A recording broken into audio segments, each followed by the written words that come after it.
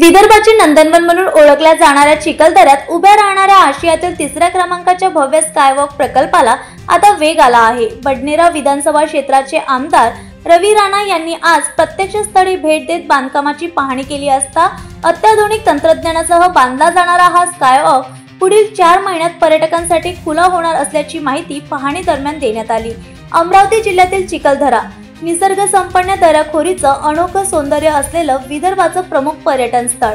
याच ठिकाणी आशियातील तिसऱ्या क्रमांकाचं भव्य स्कायवॉक आकार घेत आहे। आज या महत्त्वाकांक्षी प्रकल्पाची पाहणी बडनेराचे आमदार रवी राणा यांनी केली। या प्रकल्पासाठी मुख्यमंत्री देवेंद्र फडणवीस यांचे विशेष सहकार्य तसेच भाजपा नेत्या व माजी खासदार नवनीत राणा यांनी केंद्र स्तरावर केलेल्या पाठपुराव्यामुळे कामाला गती मिळाल्याचं अधिकाऱ्यांनी सांगितलं। स्कायवॉक बांधकाम सध्या अंतिम टप्प्यात असून पुढील 4 महिन्यात पर्यटकांसाठी सुरू करण्याची तयारी आहे।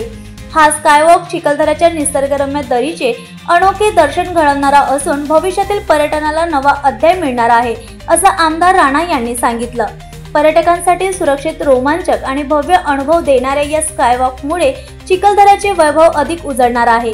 याशिवाय स्थानिक तरुणांसाठी पर्यटन क्षेत्रात रोजगार व व्यवसायाच्या नव्या संधी निर्माण होणार असल्याचा विश्वास देखील त्यांनी व्यक्त केला। या पाहणी दरम्यान राजेंद्र सोमवंशी, आल्हाद कलोती, राजेश मागलेकर, अनवर हुसेन, वेदांत सुरपाटणे, निलेश कुलकर्णी, गुरु ठाकूर सोमवंशी, जीतू पचोरी, तिलक मिश्रा, सूरज तिवारी, पंकज पचोरी, अनुप सोमवंशी, अरुण तायडे, शेख भिकमभाई, अमोल हाते, धर्मेंद्र दांडेकर, सुषमा सावलकर, मोना कासदेकर आणि अनेक मान्यवर उपस्थित होते।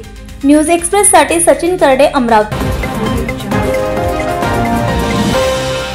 भंडारा के आगामी नगर परिषद चुनाव को देखते हुए मुख्य अधिकारी करण कुमार चौहान ने समस्त भंडारा वासियों से लोकतंत्र के इस पर्व में बड़ी संख्या में मतदान करने की अपील की है। उन्होंने कहा, मैं अपना हर काम छोड़कर सबसे पहले मतदान करूंगा। चौहान ने नागरिकों से आग्रह किया है कि वे अपने मताधिकार का उपयोग कर एक मजबूत और जनहितैषी नगर परिषद का निर्माण करें।